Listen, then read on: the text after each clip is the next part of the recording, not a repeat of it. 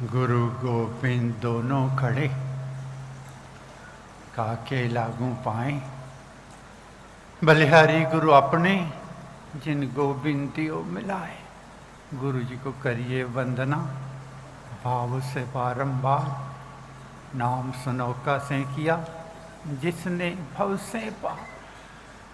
नत है मेरे देव जी, तव सम्मुख मम्मात। इसके ऊपर अब सदा रखियो मंगल हाथ। दोनों कर को जोड़कर मस्तक घुटने टेक।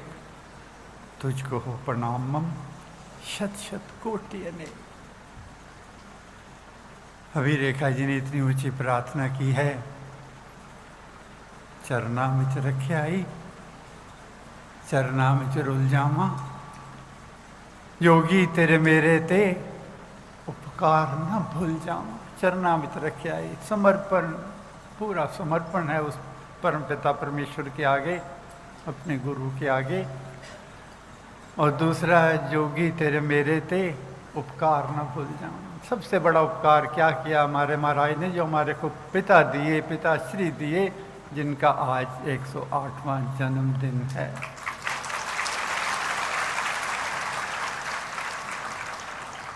तो उसके द्वार कुटीर पर मैं दूं तन सिर वार। नमस्कार बहुमान से करूं मैं बारंबार। कोटि कोटि नमस्कार करना है, कोटि कोटि धन्यवाद करना है।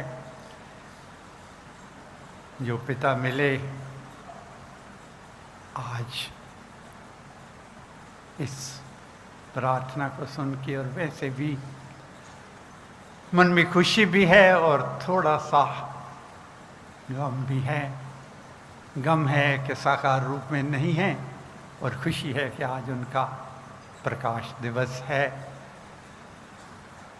कहते हैं कि अवतार कौन होते हैं, किसे कहते हैं, वेदों में आया है, ग्रंथों में आया है, विनोबा जी ने भी लिखा है। जो जगी हुई आत्माएं देह धारण करके इस संसार में परमार्थ के लिए दूसरों को सुख देने के लिए अवतरित होती हैं, उनको अवतार कहा जाता है। तो आज पिताजी का अवतार, आज प्रकाश दिवस है, अवतरित हुए इस धरती पर। लेकिन मुझे कहना है कि जो बधाई देनी है, पहली ऐसी माँ जो इस दिव्य शक्ति को जिसने जन्म दिया, उस माँ के बारे में मुझे कहना है कि कौन सी माँ है जो ऐसी दिव्य शक्ति को जन्म दे सकती है। दादी जी मेरे थे, हरिद्वार में रहते थे, छठी मंजिल पर रहते थे महावीर दल में, जिन्होंने हर बार देखा हुआ है, छठी मंजिल पर रहते थे। और वो चलिया रखा करते थे।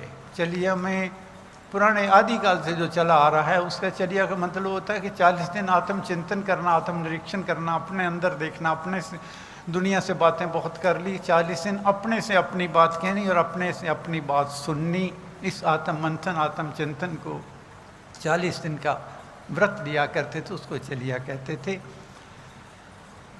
तो पिताजी की माताजी 40 दिन का वो चलिया व्रत लिया करते थे, खुद ही भोजन बनाते थे, पर्दे में रहते। पर्दे मतलब उनके वहाँ जो कमरे में जिसमें सेट था पूरा, उसके अंदर किसी को आने की अनुमति नहीं होती थी।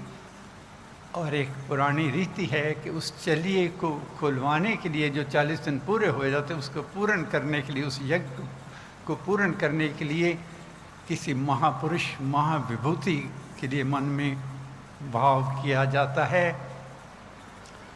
तो उनका चलिया कौन खुलवाता था? 6 मंजिल पार करके स्वयं स्वामी जी महाराज आकर उनका चलिया खुलवाया करते। तो ऐसी दिव्य विभूति ने उनको जन्म दिया, उनको बधाई देनी है आज के दिन, उस माँ को बधाई देनी है। दूसरा मुझे कहना है कि पिताजी से पूछा गया था, क्योंकि पिताजी का कहना था, उन्हीं के शब्दों में मैं आपको कहने जा रहा हूँ कि कहते हैं कि जब मैं जवानी की दहलीज पे कदम रखा, 18 साल का था मैं 1934 में, तो मैंने सुना, शायद लाहौर में, मुझे पूरा याद तो नहीं है, लाहौर में महाराज आ रहे थे कि तो मैंने सुना कोई बाबा जी आ रहे हैं, बहुत उनका रुतबा है, बहुत उनके लिए बहुत प्रसिद्धि है उनकी। मैंने कहा बाबा जी को मैं भी देख के आऊँगा। मेरे मन में कोई भक्ति भाव के लिए प्रति कोई आकर्षण नहीं था। एक जवानी थी, एक बहुत अमीर रत में था, बहुत अमीरों के ख़ानदान में, पंजाब के जो बहुत अमीर फैमिली उनमें से एक थी। तो कहते हैं मैं अपने बड़ी शेरवानी और ये वो कपड़े पहन के अपना ठाठ से जाके गया। वहाँ बहुत रश था। मैं पीछे जाके एक कोने में खड़ा हो गया। जब वो सत्संग खत्म हुआ कि जो जोहरी होता है वो तो पहचानता है पारस कहाँ है, कुंदन कहाँ है, मोती कहाँ है, पारसी को तो पता होता है। कहते हैं मैं वहाँ से चलने लगा तो एक व्यक्ति आए, उन्होंने कहा कि महाराज ने आपको बुलाया है। मैं हैरान कि मैं कभी मिला नहीं, कभी आया नहीं, दूर खड़ा हूँ। मैं चला गया। महाराज ने प्यार किया और कहा आपका नाम क्या है? मैंने कहा जी मेरा नाम हंस है। कहेंगे हंस तूने सवेरे 8:30 बजे यहाँ मेरे पास स्नान करके आ जाना है। मैंने कहा पता नहीं क्या बात है। महाराज उन दिनों दीक्षा नहीं दिया करते थे, 6-6 महीने कहते, किसी का भाव देखते, किसी को कहने तूने 3 महीने बाद आना, किसी को कहना 6 महीने बाद आना, किसी को कहना वर्ष भर के बाद आना। तो मैं सवेरे 8:30 बजे गया। महाराज ने कहा बैठ जा। महाराज ने बिठा के मुझे दीक्षा दे दी। मुझे नहीं पता था कि ऐसा कैसे हो गया। तो ये महाराज के साथ पिताजी के घनिष्ठ संबंध का आरंभ था, जो पिताजी कभी जानते भी नहीं थे, कभी सोचते भी नहीं थे। तो मैंने कहा पिताजी आपने फिर क्या उस दिन व्रत लिया? कहते मैंने तो एक ही व्रत लिया कि राम नाम से नेह पले तो पालिए और सेवा में ये देह गले तो गाली। कहते ये मैंने व्रत लिया, ये संकल्प लिया, क्योंकि मेरी मानसिकता थी सब कुछ बदल गई। मुझे पता नहीं मेरे को क्या हुआ, मेरा सब कुछ जिंदगी का सब कुछ बदल गया। तो ये 1934 की बात है। और 1936 में हरिद्वार भीमगोड़े के ऊपर गंगा के तट पर महाराज ने 5 जो श्रेष्ठ उनकी नज़र में थे उनको बुलाया। उनमें एक स्वामी रामानंद जी का नाम पिताजी ने बताया, एक स्वामी रामकृष्ण जी, एक पंडित वैष्णवदास जी थे, 5वां याद नहीं मुझे कौन है, और चौथा कौन है, और 5वें पिताजी से, जहाँ राम नाम के भारत उसको चारों तरफ प्रसार के लिए, प्रचार के लिए, आत्मशुद्धि के लिए गंगा के तट पर महाराज ने संकल्प दिलवाया और राम सेवक संघ की स्थापना करके इन 5 व्यक्तियों को, 5 श्रेष्ठ आत्माओं को, 5 विभूतियों को वहाँ गंगा के किनारे उनके संकल्प लिया। आपने पढ़ा होगा, यहाँ स्मारक पे एक पत्र भी महाराज का लिखा हुआ पड़ा हुआ है कि हंस उन 5 प्यारों में से मेरे पास केवल आप ही अब हो। तो ये पिताजी की जीवनी मुझे थोड़ी सी आपको बतानी थी कि ऐसे हमारे पिता हमारे को महाराज ने दिए। दूसरा मुझे कहना है कि महाराज से पूछा गया था कि महाराज आपके जीवन का सार, आपके जीवन का निचोड़ क्या है? क्योंकि हम तो अज्ञानी हैं, अनपढ़ हैं, संस्कृत जानते नहीं, वेदों को नहीं पढ़ सकते, उपनिषदों को नहीं पढ़ सकते, बड़े बड़े ग्रंथों को नहीं पढ़ सकते। तो महाराज ने कहा है भक्ति प्रकाश में कि साधो सिमरो नाम को, यही पते की बात, सही सुगम है योगिये रहित विघ्न उत्पात। परमेश्वर के सिमरन के बिना सुख हरगिज नहीं है, हरगिज नहीं है, हरगिज नहीं है, कहीं भी नहीं है। कहते हैं कि निर्धन कहे धनवान सुखी, धनवान कहे सुखी राजा हमारा है। क्योंकि जिसके पास गरीबी होती है, धन नहीं होता, वो कहता है धन ही सब कुछ है, दम में मिल जाएगा तो मुझे सब सुख मिल जाएगा, बड़ी गाड़ी मिल जाएगी, बड़ा घर मिल जाएगा। और भी जो दुनिया को देखते हैं कहते हैं कि वो मिल गया था, हमारे को सब कुछ मिल जाएगा। निर्धन कहे धनवान सुखी, धनवान कहे मेरे को भी कुछ नहीं, मेरे को भी कितने मुसीबतों में पड़ा हूँ। बाहर से जो बहुत सारे संपन्न नजर आते हैं, अंदर क्या क्या गम लपेटे बैठे हैं, क्या क्या दुख समेटे बैठे हैं, वही जानते हैं। निर्धन कहे धनवान सुखी, धनवान कहे सुखी राजा हमारा है, वो कहता नहीं राजा सुखी है। राजा कहे महाराज सुखी, महाराज कहता मेरे को भी सिर के ऊपर जो ताज है उसके ऊपर कांटे चुभते रहते हैं, मेरे को भी सुख नहीं है। राजा कहे महाराज सुखी, महाराज कहे सुखी इंद्र प्यारा है। उन देवताओं पर चले गए कि देवता जो हैं वो सुखी होंगे, देवता कहे मुझे भी सुख नहीं है। इंद्र कहे महेश सुखी, महेश कहे सुखी जगदा तारन हारा है। महेश जी कहने लगे मेरे को भी सुख नहीं है, कहने लगे विष्णु को जग का तारने वाला कहा गया है। महेश कहे सुखी जगदा तारन वाला है। विष्णु कहे एक भक्त सुखी, बाकी दुखी सारा जग दुखी आ रहा है। एक परमेश्वर का जो भक्त है केवल वही सुखी है, बाकी तो सब दुखी दुखी हैं। और भक्त कौन है?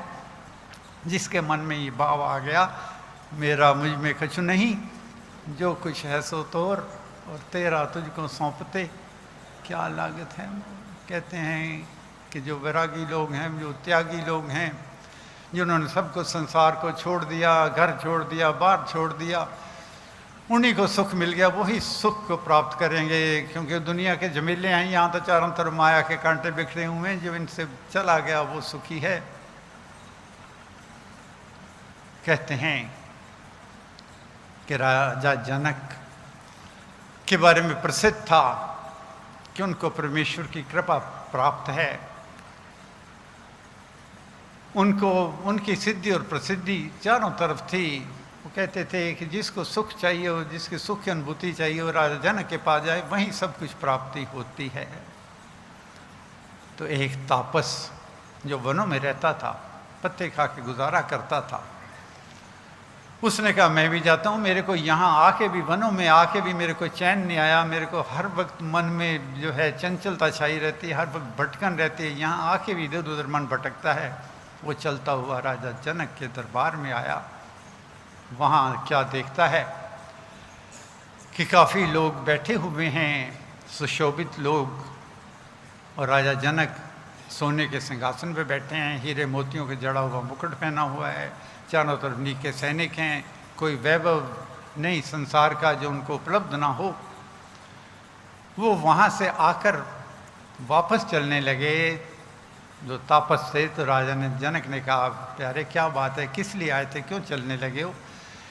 कहने लगे महाराज मैं तो आपकी सिद्धि और प्रसिद्धि सुनकर यहाँ पे आया था, लेकिन मेरे को जो वनों में मन की शांति नहीं प्राप्त हो सकी, मेरे मन में संशय हो गया कि आप ये हीरे मोतियों का मुकुट, सोने का सिंहासन, चारों तरफ सैनिक, इतने सुख वैभव में आपको वो सुख की प्राप्ति कैसे हुई? क्योंकि मैंने तो यही सुना हुआ है कि त्याग करने से, वैराग्य करने से सुख की प्राप्ति होती है। तो उसने कहा प्यारे ऐसी बात नहीं है, ये सब कुछ होते हुए भी मैं हूँ दास राम का प्यारे, और रहता हूँ श्री राम सारे, मैं उसका नौकर हूँ, नौकर बन के रहता हूँ, वो मेरा मालिक है, मेरे को कोई चीज़ जो है वो भटकन नहीं देती। उसने कहा वो तो ठीक है, लेकिन आप राजा हो, राजा को लाभ होता है, लाभ से लोभ होता है, आपको लोभ नहीं होता। मैं तो नहीं मानता, कहता मेरे को नहीं होता, क्योंकि उसका काम करूँ दिन राती, तृष्णा मुझको नहीं सताती। मैं तो उसका काम करता हूँ, मुझे तृष्णा ईर्ष्या कुछ नहीं सताती। तो उसने कहा महाराज आपकी बातें कहने में तो बड़ी अच्छी लगी हैं, लेकिन मेरे गले से नहीं उतरी, मेरे मन को तसल्ली नहीं हुई। ये कहने की बातें हैं, दुनिया की दारी की बातें हैं, मेरी तसल्ली नहीं हुई। तो राजा जनक ने कहा अगर आपको अपने प्रश्नों का उत्तर लेना है, अपने मन की तसल्ली लेनी, अपने संशयों का निवारण करना है, तो एक परीक्षा में से उतरना होगा। कहना महाराज अगर मेरे मन का संशय दूर हो जाए, एक तो क्या मैं 100 परीक्षा देने को तैयार हूँ। कहने का ठीक है, आप पारे का प्याला अपने सिर पर रख के नगर का चक्कर लगा के आ जाइए, अगर कोई बूंद नहीं गिरी तो आपके सब प्रश्नों का उत्तर मिल जाएगा। उसने कहा पारे के प्याले में कहाँ उत्तर छिपा हुआ है? कहने लगा ठीक है। पारे का प्याला लपलपाता हुआ आ गया, उन्होंने अपने जैसे सिर पे रखने लगा, इतने में 8 सैनिक नंगी तलवारें लिए हुए, 2 आगे 2 पीछे, 2 दाएं 2 बाएं आके खड़े हो गए। कहने लगे भाई तुम भूत कहाँ से आ गए? कहने लगे हम भूत नहीं हैं, हमारे को राजा का हुक्म है, अगर एक बूंद भी पारे की गिरे तो इसके सिर के 2 टुकड़े पहले कर देना, बूंद बात में नीचे गिरे। घबरा गया, चल पड़ा, नगर का चक्कर लगाता, इधर उधर अपने पैर को बचाता, कहीं ऊंची नीची जगह थी, कंधे से कंधा टकरा रहा था, किसी तरह आता होगा घूमता वापस आ गया राजा के पास। राजा ने कहा प्यारे नगर में हो आए? कहने के हो आया महाराज। कहने ये बताओ आज मेरे वार्षिक उत्सव था मेरे नगर का, बहुत रंग बिरंगे वहाँ पर नाच गाने होते हैं, बांध बांध के पकवान बनते हैं, बहुत मिठाइयाँ बनती हैं, चारों तरफ की खुशबू आती है, मेरा नगर पूरी सजावट में होता है, कौन सी सजावट आपको अच्छी लगी, कौन सी मिठाई की खुशबू आपको अच्छी लगी, कौन सा रंग रंग अच्छा लगा, आप मुझे बताइए। तो उसने कहा महाराज सच बताऊँ? कहने लगा बता। कहना तेरा नगर तो सूना पड़ा था। कहता सूना? वहाँ चारों तो राग रंग हो रहे हैं, तो कहता सूना? कहता मुझे तो प्याले का था, प्याले की एक बूंद गिरी और मेरी गर्दन नीचे गिरी, मेरे को नहीं पता क्या हुआ क्या नहीं हुआ। तो उसने कहा यही वैराग्य है, यही त्याग है, भोगे भोग और सुख ना माने। उन्होंने कहा है पकवान खाए लेकिन उनका जो मन में जो है स्वादु खाए और स्वाद न जाने, भोगे भोग और सुख न माने। स्वादु खाए और स्वाद न जाने, भोगे सुख, और उसमें जो विचरता नहीं है, उसमें जो रमता नहीं है, सब कुछ जाते हुए सब कुछ कहते हुए सब में रहते हुए वही वैरागी है, वही त्यागी है। तो मुझे ये कहना है, मैंने ये इसलिए कहा है कि महाराज ने जो हमारे को पिता दिए उनके लिए तो मैं एक ही बात कहूँगा। मुझे याद है रोहतक में जब हम पढ़ते थे रहते थे हम, तो एक व्यक्ति पिताजी को मिलने आए, स्वर्गीय बीजी थे, पिताजी घर में नहीं थे, तो उन्होंने कहा कि पिताजी को मिलने आया हूँ, पिताजी कहाँ है? तो उन्होंने कहा कि पिताजी तो लुधियाने गए हैं। कहते कब आएंगे? कहते वहाँ से अमृतसर जाएंगे। कहने के वहाँ से कब आएंगे? कहने वहाँ से उन्होंने ग्वालियर जाना है। कहने कब आएंगे? कहने वहाँ से अम्बा आना जाना है। सारा प्रोग्राम सुन के 15 दिन का वो चुप करके वापस चले गए। थोड़ी दूर गए तो फिर वापस आ गए। कहने के माता जी एक बात पूछो, बुरा तो नहीं मानोगे? बीज ने कहा नहीं बुरा नहीं मानूंगा, बोलो आप। कहने लगे ये पिताजी तो 15 दिन बाहर रहे, वहाँ से वहाँ गए, वहाँ से वहाँ गए, वहाँ से वहाँ गए, आएंगे तो आप कहते हो फिर उन्होंने लुधियाने चले जाना, उधर चले जाना है, अब बुरा ना मारना। आपका रोटी का गुजारा कैसे होता है? आपकी रोटी कहाँ से आती है? तो बीजी ने हंसते हुए कहा हमारी रोटी गुरुद्वारे से आती है, और वो गुरु का द्वार आज तक हमारे पास है। तो यही कहना है कि स्वादु खाए और स्वाद न जाने, भोगे जो है भोग भोगे और उनमें रमे नहीं। तो जो व्यक्ति सब कुछ होते हुए भी उसमें रमता नहीं है, कहते हैं कहावत बनी हुई है कि मौत को और परमेश्वर को हमेशा याद रखना चाहिए। तो लोग कहते हैं कि क्या हर वक्त मौत के साए में जीते रहो, हाय मैं मर ना जाऊँ, हाय मौत ना आ जाए, और परमेश्वर को याद करते हो? तो संत कहते हैं नहीं। चौकीदार रात को आवाज़ देता है जागते रहो जागते रहो, 1-1 घंटे बाद आवाज़ देता है जागते का, ये मतलब थोड़ी है सोना नहीं। उसका मतलब है चौकस रहना है, अलर्ट रहना है। तो जो कहते हैं कि मौत को याद रखो, उसका मतलब है कि हर वक्त चैतन्य रहना है, हर वक्त याद रखना है क्या कि मेरा मुझ में कछु नहीं, जो कुछ है सो तोर, और तेरा तुझको सौंपते क्या लागत है। तो आज के दिन पिताजी के जन्मदिन की आप सबको बहुत बहुत बधाई देनी है। और महाराज से यही मांगना है कि अब सौंप दिया इस जीवन का, सब भार तुम्हारे हाथों में है, जीत तुम्हारे हाथों में और हार तुम्हारे हाथों में। मेरा मुझ में कछु नहीं, जो कुछ है तो तोर, और तेरा तुझको सौंपते क्या लागत है मोर। तेरे जन के हित लगे, तन मन धन सब ठाठ, आत्मा तुझ में ही रमे और मुख में तेरा पाठ। प्रेम मगन मन होवे मेरा, ये जीवन हो जावे तेरा। गद गद प्रेम से यही पुकारूं, जय होवे तेरी जय हो। गुरु महाराज ने अपने प्रवचनों में कहा है कि राम नाम की चाबी मेरी को भगवान ने दे दी, मैंने हर उस मनुष्य को दे दी जिसने भावना रखी है। उसको कहिए लीला अनुष्ठान कर ले, अनुष्ठान कर ले, मन के से जब भाव सहित श्री राम सर्व सिद्धि को लाभ करके फिर सारे काम पूर्ण होंगे। इस वास्ते मेरा ये कहना है कि हम लोगों को सुख में भी और दुख में भी आशीर्वाद की जरूरत होती है।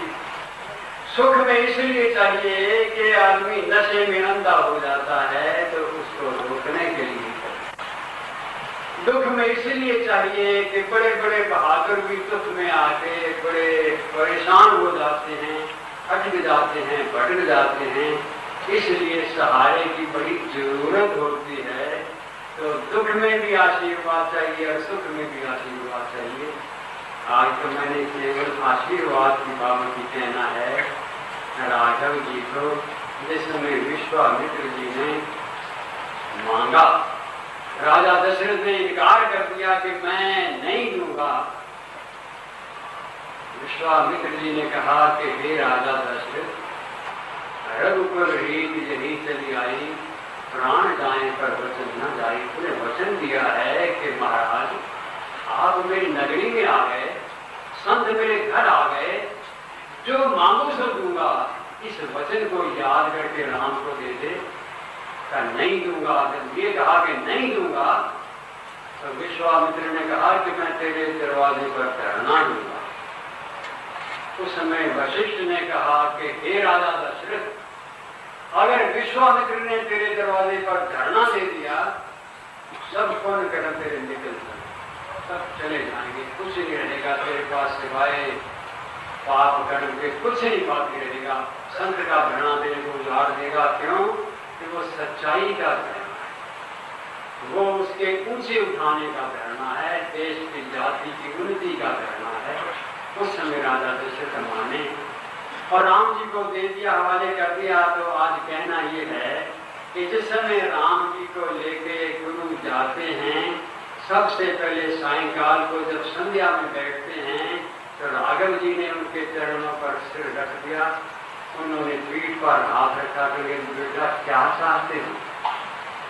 एक आशीर्वाद चाहता है और कुछ नहीं। जब ये शब्द कहे जो वाल्मीकि जी ने कहा है, उसी समय आचमन करा के ऋषि ने राम को पास बिठा के विद्या बला अति बला सुनामी, राम को दी जान जग स्वामी। कहा प्रिय ये निश्चय जानो, शक्तिमयी विद्या से मानो, इससे अतुल तेज बल तेरा, जग में चमके आशीष। ये आशीर्वाद उसने मांगा राघव जी ने, चरणों पर सिर रख के कह दिया कि मेरे को तो आशीर्वाद चाहिए। उस आशीर्वाद में महाराज ने कहा है कि वो शक्ति दे दी। उसमें कहा वाल्मीकि जी ने कि ये तेरे को देता हूँ, असुर शमन सुख सदन सहाई, सफल विजय करी विद्या भाई। तेरे को कोई रोक नहीं सकेगा, कोई रोक नहीं सकेगा। ये मेरा आशीर्वाद ऐसा है कि तेरे को किसी प्रकार से भी कोई कमी नहीं आएगी। तो ये आशीर्वाद जो है, ये आशीर्वाद मांगा है राघव जी ने अपने गुरु से। आप लोगों के लिए भगवान से यही प्रार्थना करता हूँ कि नाम का सिमरन, नाम की लगन, नाम का प्रेम बना रहे और गुरु महाराज का आशीर्वाद रहे। आप सब लोगों के लिए प्रार्थना करता हूँ। आपको शक्ति मिले, आशीर्वाद मिले और गुरु की हमेशा आपके ऊपर कृपा बनी रहे और भगवान का आसरा बना रहे।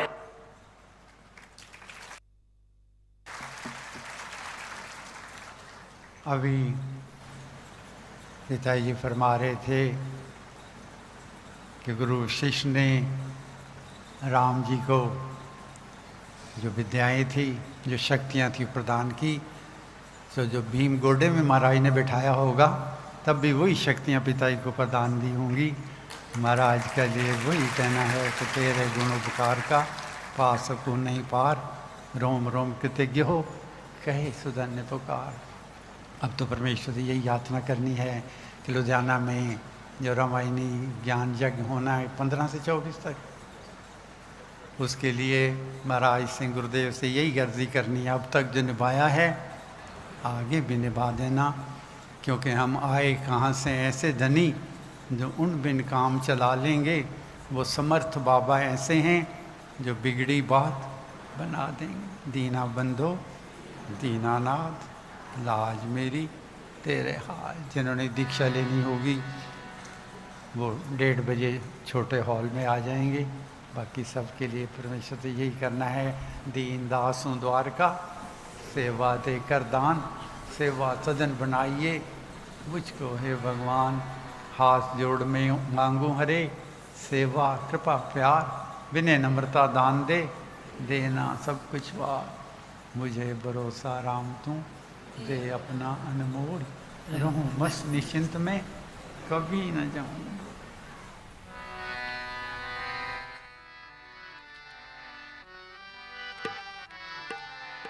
तेरे बिना और नहीं जाना, मैं गुण गावा नित तेरे। तेरे बिना और नहीं जाना, गुण गावा नित तेरे।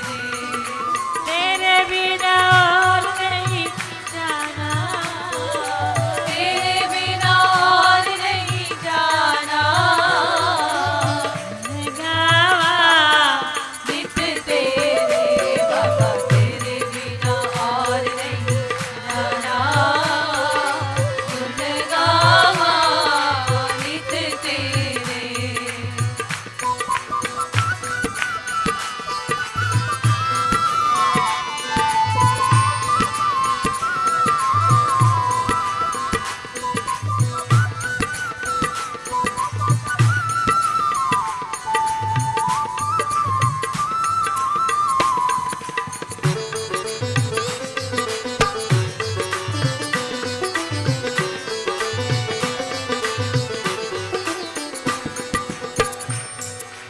तू ठाकुर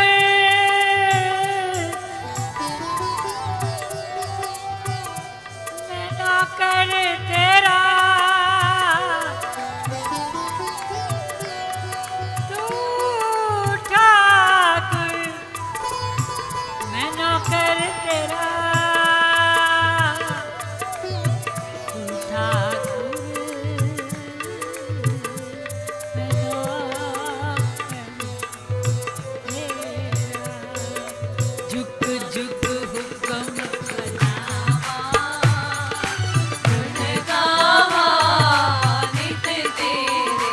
बाबा तेरे बिना और नहीं जाना, गुण गावा नित तेरे।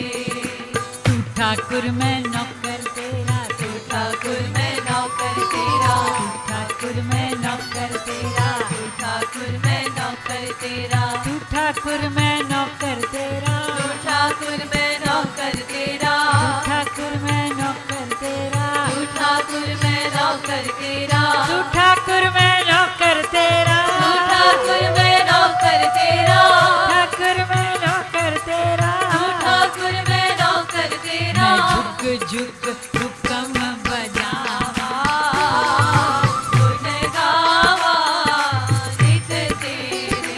बाबा तेरे बिना और नहीं जाना, गुण गावा नित तेरे। बाबा तेरे बिना और नहीं जाना,